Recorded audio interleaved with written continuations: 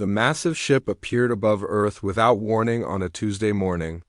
It was bigger than any city, black as space itself, and shaped like a giant sword pointed down at the planet. People all over the world stopped what they were doing to stare at the sky.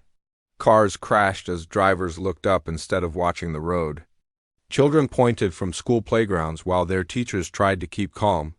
The ship had been watching Earth for 3 months before it revealed itself. Hidden behind advanced technology that bent light around its hull, it had studied human cities, military bases, and space stations. The beings inside the ship were not impressed by what they saw.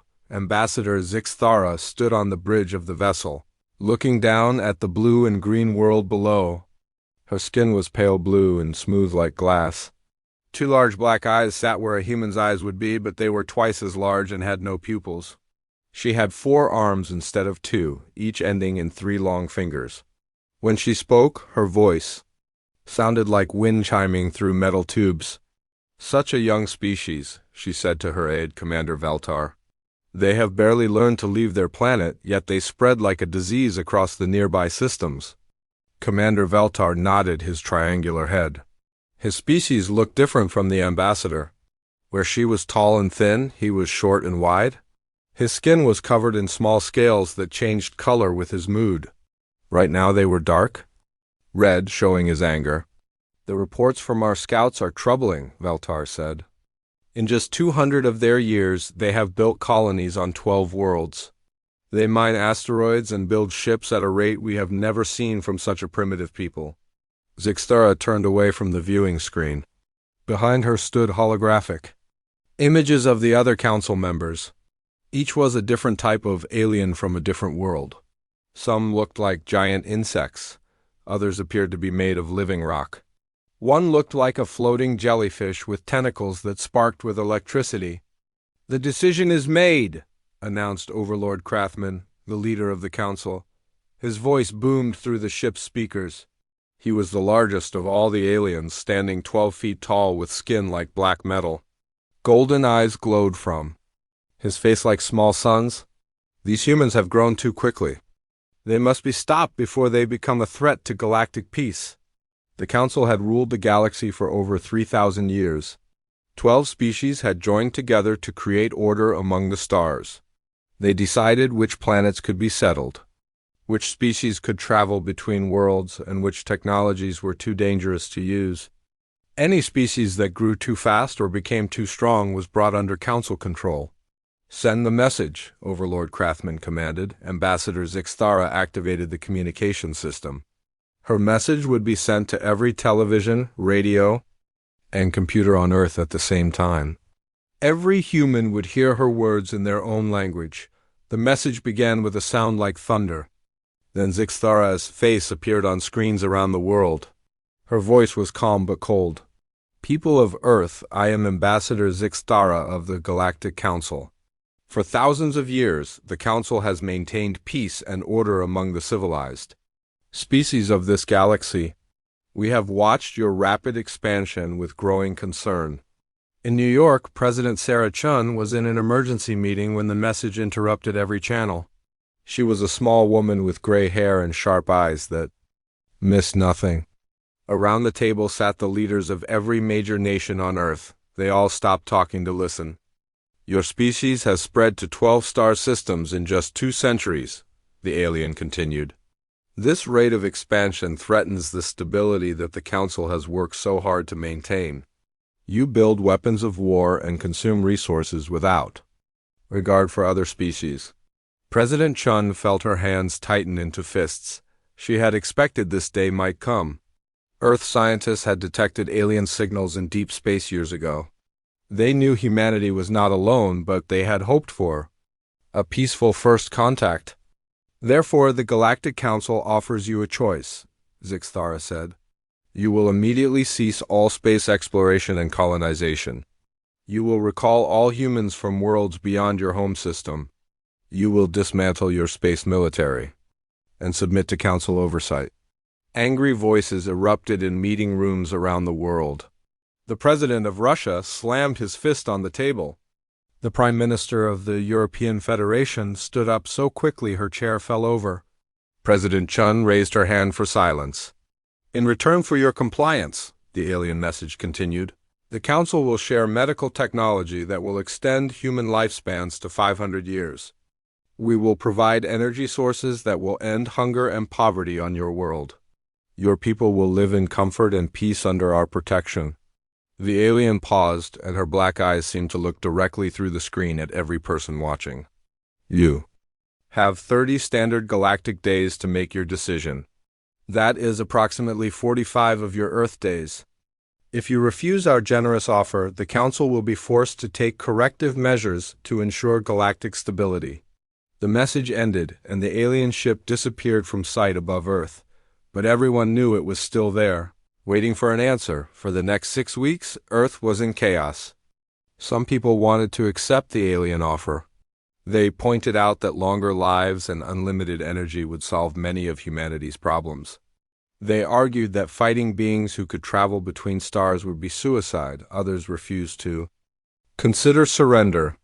They had not spent centuries building human civilization just to hand it over to aliens. They pointed to the human colonies where millions of people lived free lives on new worlds. How could Earth abandon them? President Chun listened to all the arguments. She met with scientists, military leaders, and common citizens. She read reports about human colonies and their resources. She studied what little information Earth's telescopes had gathered about alien technology. The debates raged in every parliament. In Congress on Earth, religious leaders prayed for guidance. Scientists worked day and night to understand the aliens' capabilities.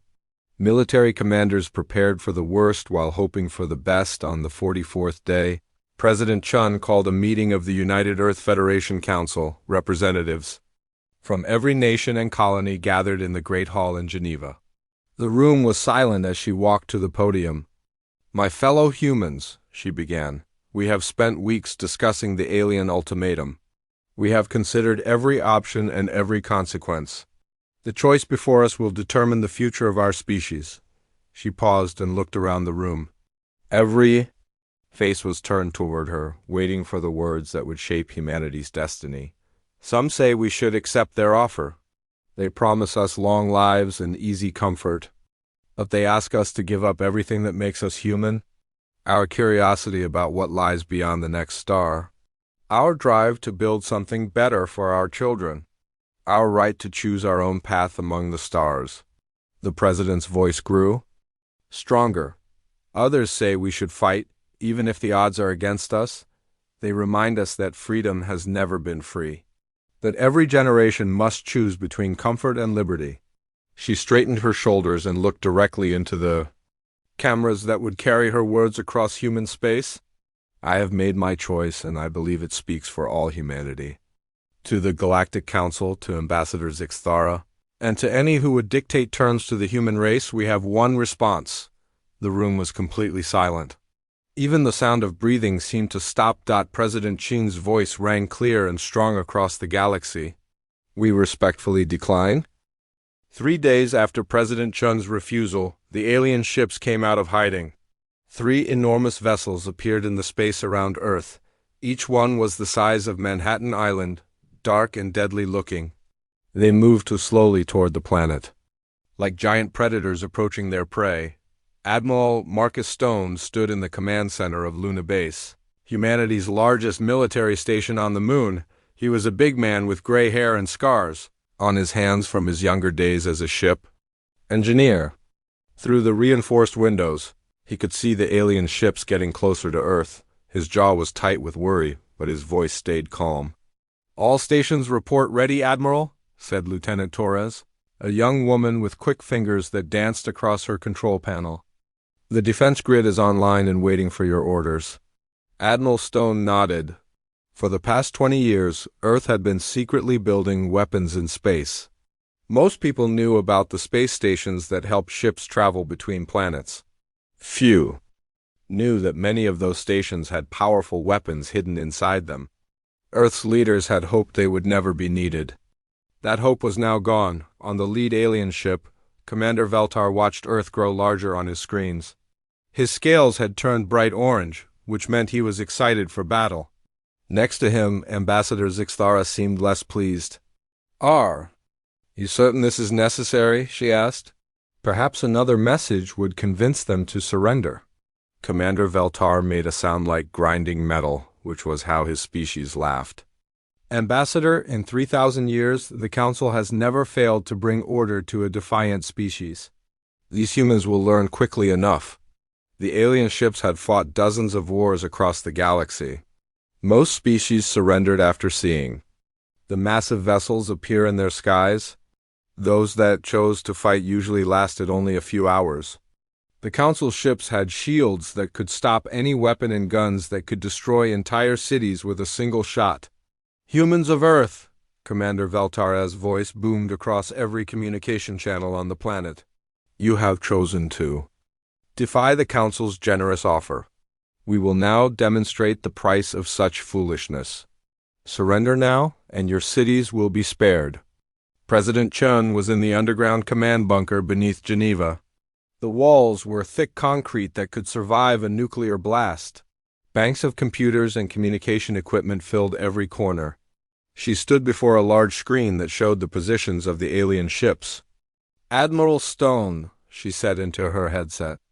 "The Council wants us to surrender. What is your recommendation?" The Admiral's voice crackled through the speakers. "Madam President, our ancestors did not give up when the odds were against them.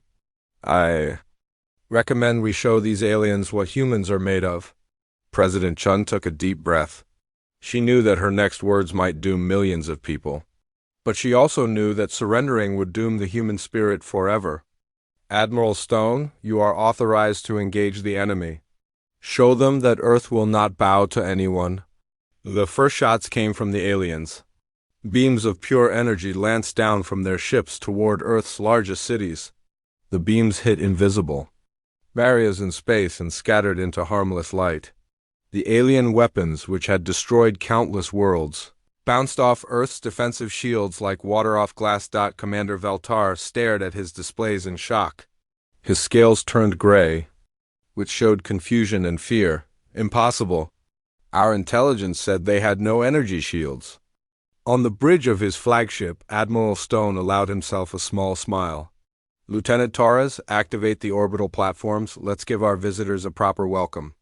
Around Earth, hundreds of objects that looked like communication satellites suddenly unfolded like deadly flowers. Each one revealed missile launchers, railguns, and energy weapons that had been built in secret over 2 decades. They turned toward the alien ships like metal sunflowers following the sun. The space around Earth lit up with weapons fire. Missiles streaked toward the alien vessels while railguns fired chunks of metal at incredible speeds. The aliens' shields flared with bright colors as they absorbed the impacts.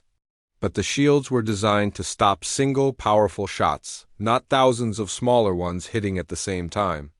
"Their shields are weakening," Lieutenant Torres called out. Sector 7. Reports massive damage to the enemy flagship.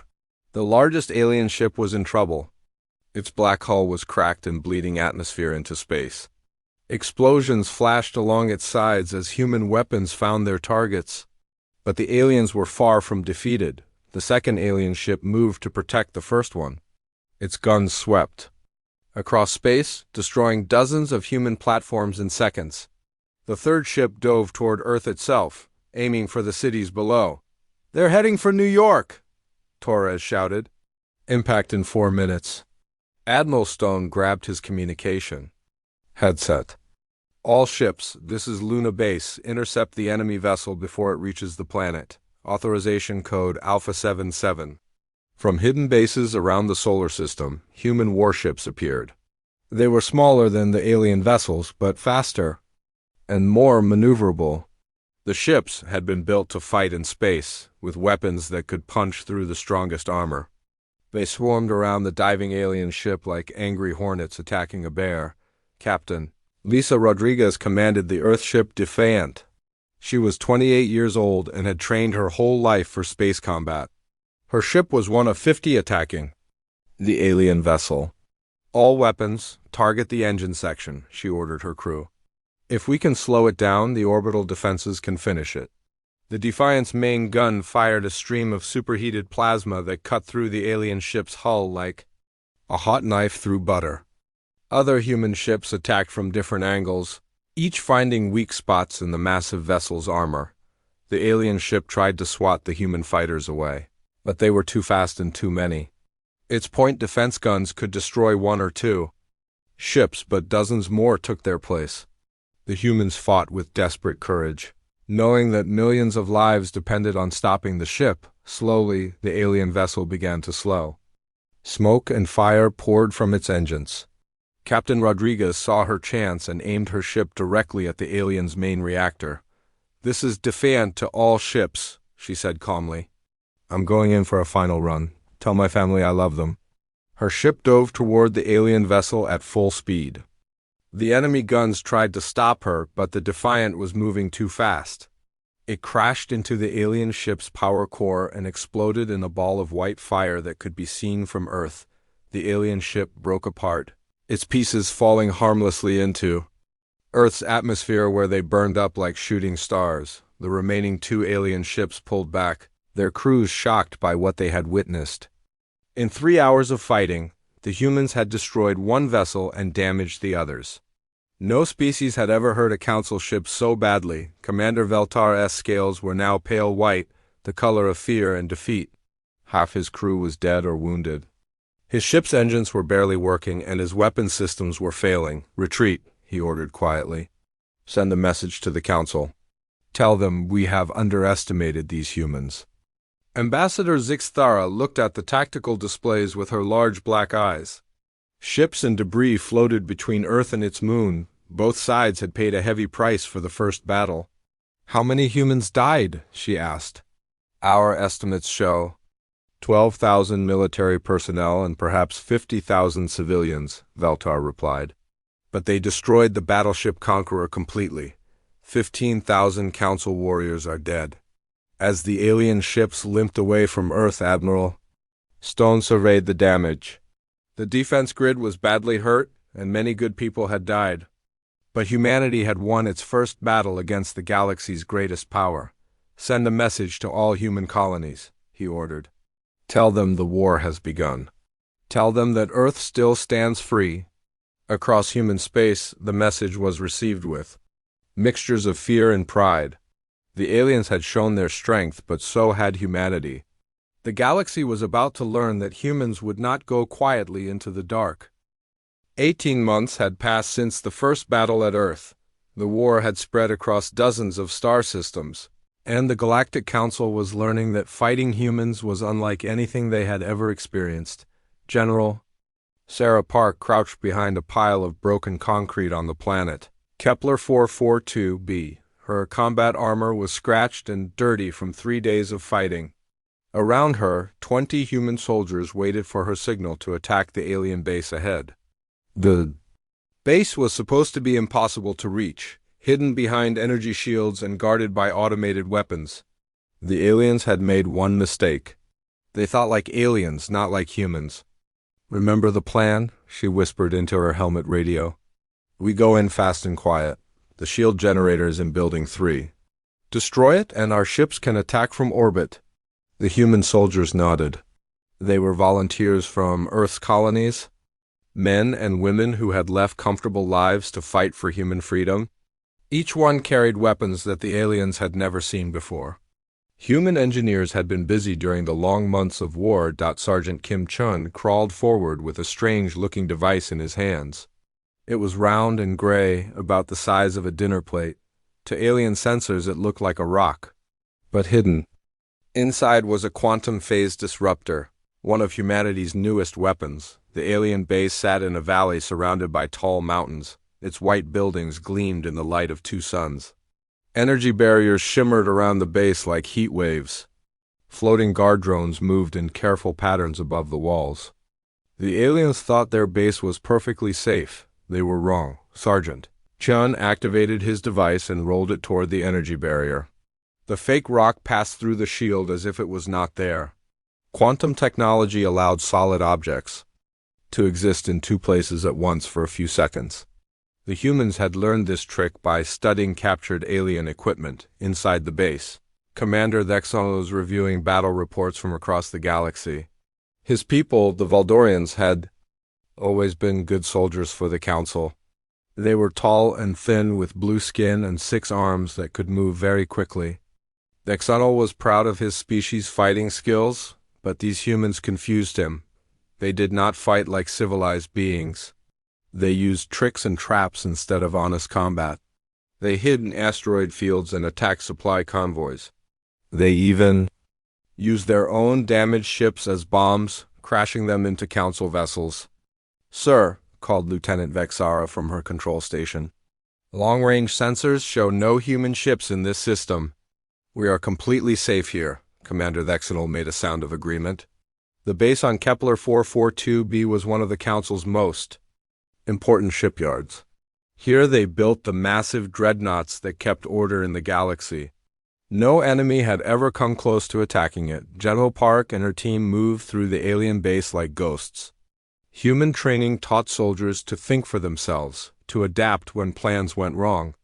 Alien soldiers followed orders exactly and waited for new commands when something unexpected happened. This difference was winning the war for humanity. The humans had studied alien behavior for months. They knew that Council species liked to build their bases the same way every time. Building 3 was always the power center. Building 7 was always the command post. The aliens thought this was efficient. Humans thought it was predictable. Sergeant Chun reached the shield generator building first. 2 alien guards stood by the entrance. They were Cathara, a race that looked like giant insects with 4 legs and hard shell skin. Their weapons could fire energy bolts that would turn a human into ash, but the guards were looking outward for attacks from space. They never thought to look behind them. Chun's plasma knife cut through the first guard's armor like paper. The second guard turned to sound an alarm, but Private Martinez was already there with her shock weapon. The alien collapsed without making a sound. Building 3 secured, Chung reported quietly. Inside the power station, the humans found something wonderful. The aliens had not just built a shield generator. They had also built a communication hub that connected to every Council ship in the galaxy. If they could capture it instead of destroying it, humanity would know everything about Council fleet movements. "Change of plans," General Park said into her radio. "We take the base intact. Signal the fleet." High above the planet, 50 human warships had been waiting in the shadow of the larger moon. They were painted black to blend with space and ran on minimal power to avoid detection. When they received the signal, their engines roared to life. The ships that attacked Kepler Station were not the same ones that had fought at Earth 18 months ago. Human engineers had been learning from every battle, improving their designs with each new ship. These vessels had armor made from alien metals and weapons that used Council technology in ways the aliens had never imagined. Captain James Wright commanded the strike cruiser Relentless. He was a former mining ship pilot who had volunteered for military service when the war began. His ship looked like a human design from the outside, but its heart was pure alien technology captured in battle and rebuilt by human hands. "All ships, this is Relentless," he broadcast to the fleet.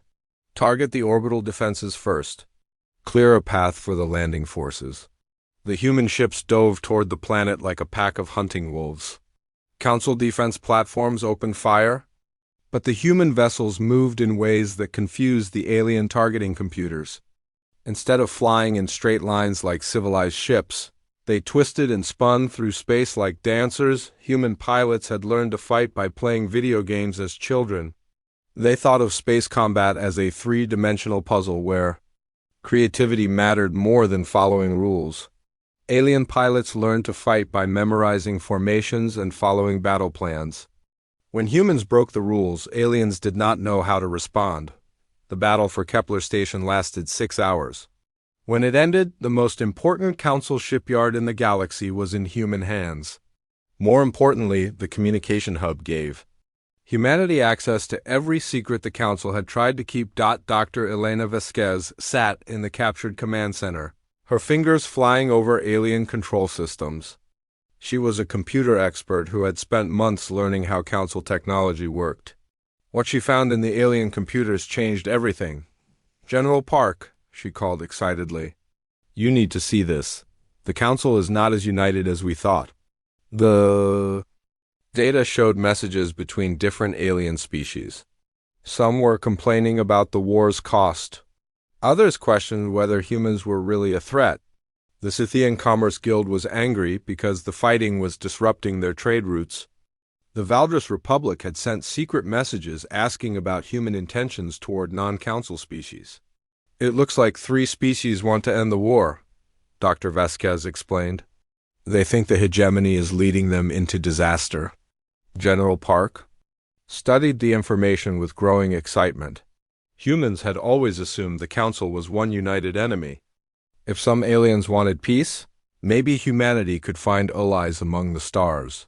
The news of Kepler Station's capture spread quickly through both human and alien space.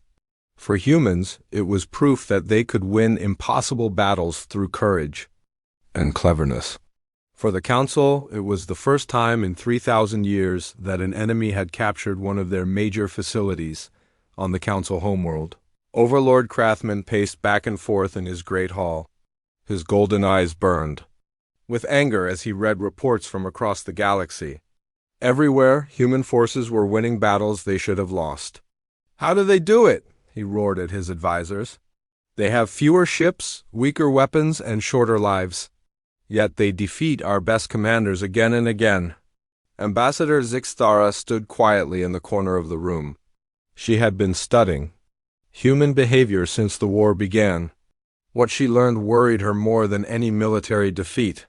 "Overlord," she said carefully, "I believe we have made a fundamental error in understanding these humans. We assumed they would fight like us, with rigid discipline and centralized command. Instead, each human soldier thinks for himself and adapts to changing situations." The Overlord's skin darkened with rage. "Are you saying our superior civilization is losing to chaos and disorder?" Zixthara chose her words carefully. "I'm saying that what we call chaos, they call initiative. What we call disorder, they call creativity. We have been fighting the war we wanted to fight, not the war they chose to give us." Across the galaxy, human commanders were planning their next moves. They had learned that aliens could be beaten if humans fought on their own terms. More importantly, they had learned that the Council was not the unstoppable force it pretended to be. The tide of war was turning, and humanity was just getting started. The war had been raging for 3 years when the first crack appeared in the Galactic Council. It started with a single message sent from the Scythian Commerce Guild to a human diplomat on the neutral planet of Centauri, Prime Ambassador Maria. Santa sat in a small cafe in the space station's commercial district. She was a woman in her 50s with kind eyes and silver hair, who had spent her career bringing enemies to the negotiating table. Today she was meeting someone who could change the course of the war. The being who entered the cafe looked like a large purple octopus wearing a business suit. Trade Master Rixthes of the Scythian Commerce Guild moved on 8 tentacles instead of legs. His skin changed colors with his emotions, and right now it was showing the deep blue of worry. "Ambassador Santos," he said in heavily accented English, "thank you for agreeing to meet with me in secret." Maria nodded carefully. The Scythians had been part of the Council for over 1,000 years. They controlled most of the trade routes between star systems. If one of them was talking to humans, something big was happening. "What can I do for you, Trade Master?" she asked. Rixthes looked around the cafe nervously before speaking. "My people are merchants, not warriors. This war with your species is destroying our business. Ships cannot carry goods safely when battles rage in every system." The Trade Master pulled out a small device that projected numbers in the air above their table. The holographic display showed trade routes marked in red for dangerous and yellow for uncertain. "Before this war, 90% of our routes were safe for commerce," Rixthes explained. "Now only 30% remain secure. My people are losing billions of credits every month." Maria studied the display carefully. The Scythians moved food, medicine, and raw materials between hundreds of worlds. If their trade network collapsed, entire planets could starve. What are you proposing? She asked. The alien's skin shifted to green, which Maria had learned meant determination. My government wants to withdraw from the war. We will sign a separate peace treaty with humanity if you guarantee the safety of our trade ships. This was the breakthrough that human diplomats had been hoping for. If one council species made peace with humanity, others might follow. The alliance that had ruled the galaxy for 3,000 years could fall apart. I will need to speak with my government, Maria said, but I think we can reach an agreement. While Maria Santos was meeting with the Scythians, another secret conversation was taking place in a very different location. Deep in the asteroid fields of the Valdris system, a human spy ship was receiving a transmission from an unexpected source. Captain Tom Bradley commanded the stealth vessel Shadowrunner. His ship was invisible to most sensors and had been gathering intelligence in enemy territory for 6 months. Today, his communication officer picked up a coded message from the planet below. Captain, said Lieutenant Kim Park, the ship's communication specialist, we're receiving a priority transmission from the surface. It's using old human diplomatic codes. Captain Bradley frowned. No human diplomats were supposed to be in Valdris space. The Valdris Republic was one of the Council's member species, known for their strict military discipline and loyalty to the Alliance. Put it through, he ordered. The voice that came through the speakers was speaking English with a strange accent. This is General Vexander of the Valdris Republican Guard. I request immediate contact with human military authorities. Captain Bradley exchanged glances with his crew. The Valdris were tall, pale aliens who looked almost human except for their silver eyes and pointed ears. They had always been considered among the Council's most faithful allies. This is Captain Bradley of the Earth Space Navy, he replied carefully. What do you want to discuss, General? There was a pause before the alien responded. Captain, my people have been slaves to the hegemony for too long. The Council pretends we are equal members, but the hegemony makes all the real decisions. This war has shown us that maybe it is time for the Valdris to choose our own path. The transmission included data files that made Captain Bradley's eyes widen. The information showed Council fleet positions, supply routes, and battle plans. It was exactly the kind of intelligence that human forces needed to win the war. Why are you helping us? Bradley asked. Because you humans fight for something we have forgotten, General Vexander replied. You fight for the right to be free. My people once had that same freedom before we joined the Council. Perhaps it is time we remembered what independence means. The biggest shock came from an unexpected source. The Collective was a machine intelligence that had joined the Council 500 years ago. Nobody knew exactly what the Collective looked like because it existed as computer programs spread across thousands of artificial bodies. It spoke through robot representatives that all looked the same. The Collective had always been neutral in Council politics. It observed, recorded, and analyzed, but rarely took sides in disputes. When the machine intelligence requested a meeting with human representatives, everyone was surprised. The meeting took place on a remote space station near the edge of human territory. Ambassador David Kim represented humanity. He was a young man who specialized in dealing with artificial intelligences. Across from him sat a robot that looked like a metal human with glowing blue eyes. I am Designation Unit 7 of the Collective, the robot said in a voice that sounded like music played through speakers. I speak for all units of our intelligence. Ambassador Kim leaned forward. What does the Collective want to discuss? The robot's eyes flickered as it processed information. We have been observing your species since the war began. Your behavior patterns are fascinating. Most organic species follow predictable response algorithms when threatened. You do not. The machine intelligence projected a holographic display showing human battle tactics from the past 3 years. Ships moved in patterns that seemed random but were actually carefully planned. Soldiers made decisions that appeared foolish but led to victory. We have analyzed 14,726 human combat encounters, the robot continued. In 78.3% of cases, Human forces achieved victory through methods our databases classify as impossible or irrational. Ambassador Kim smiled. Humans call it thinking outside the box. Precisely, the robot said. Your species demonstrates a form of adaptive intelligence that we find worthy of detailed study.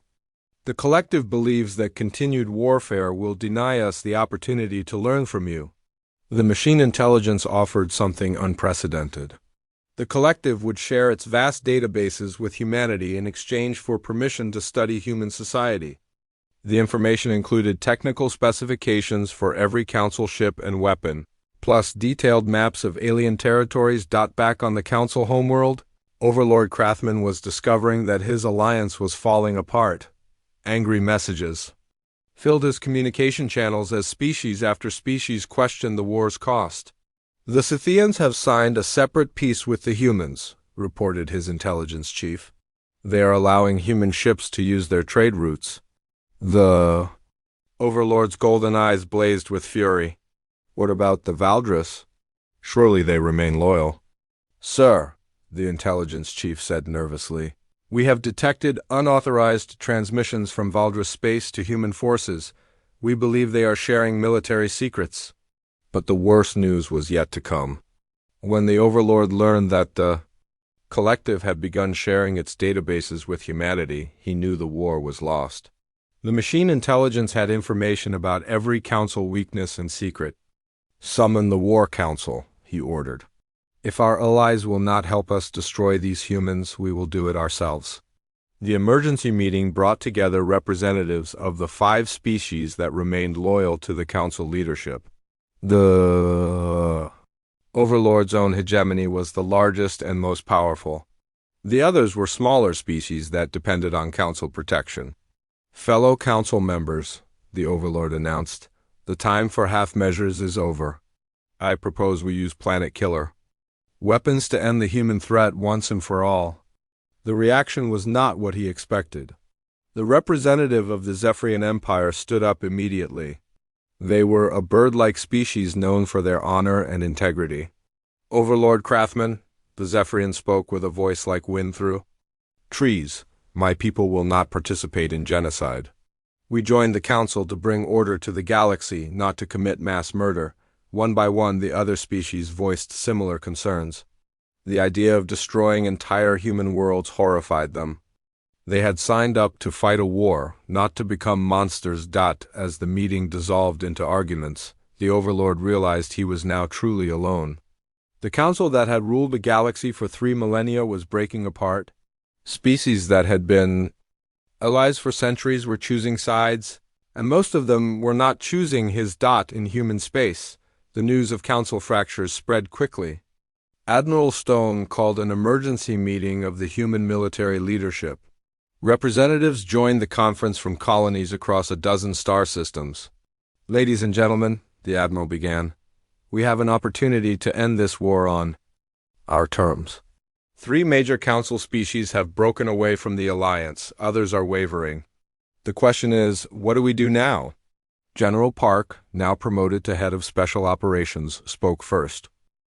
5 years after she first delivered the council's ultimatum to humanity, Ambassador Zixthara stood once again in the halls of Earth's United Nations building.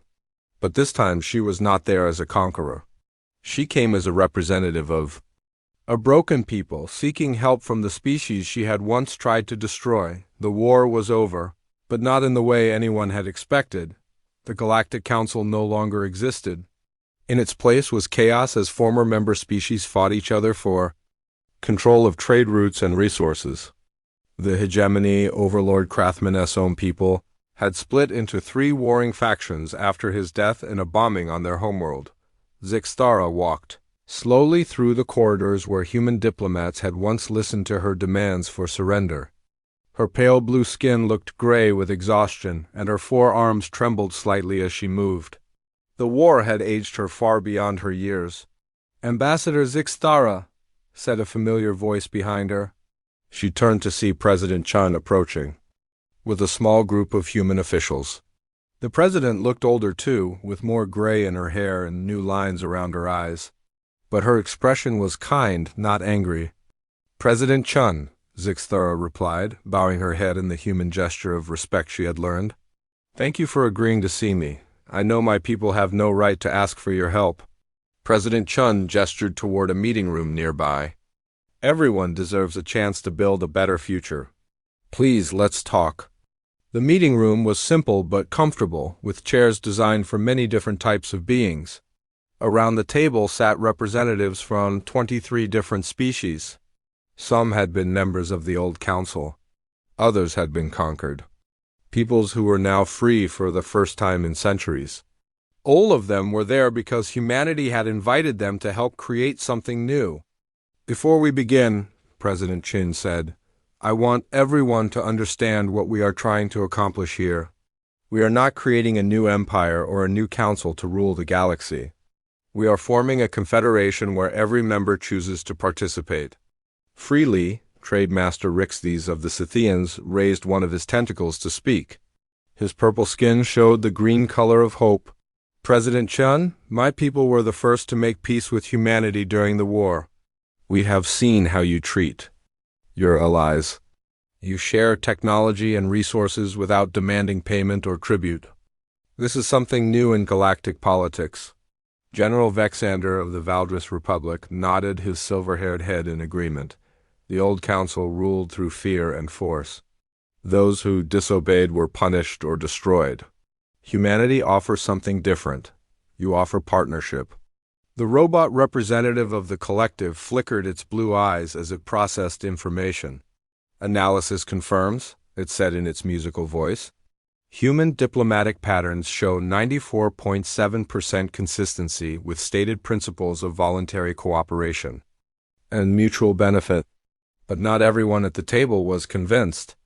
Representative Kexter of the Trilaxian Confederacy stood up on his 6 insect-like legs. His species had been loyal to the old council until the very end. How do we know this is not just another form of conquest? He clicked in his translated speech. Perhaps humans simply use prettier words to hide their desire for power. President Chun had expected this question. She activated a holographic display that showed the current state of the galaxy.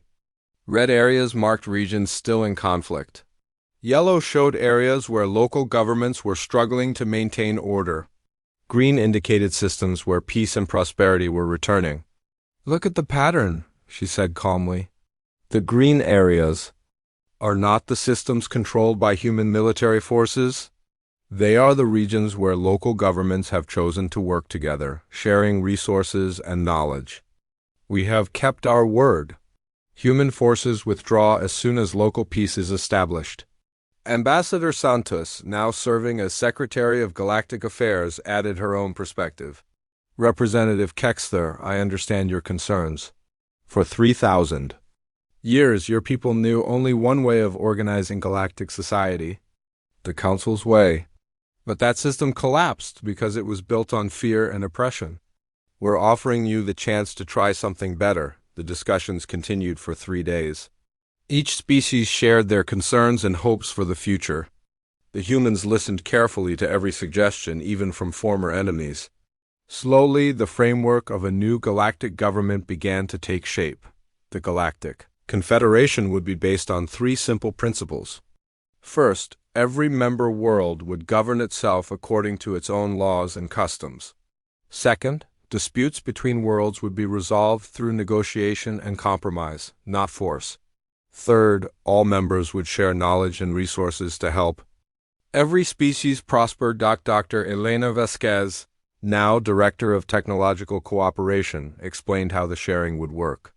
Every species has developed different solutions to the problems of space travel, energy production, and communication.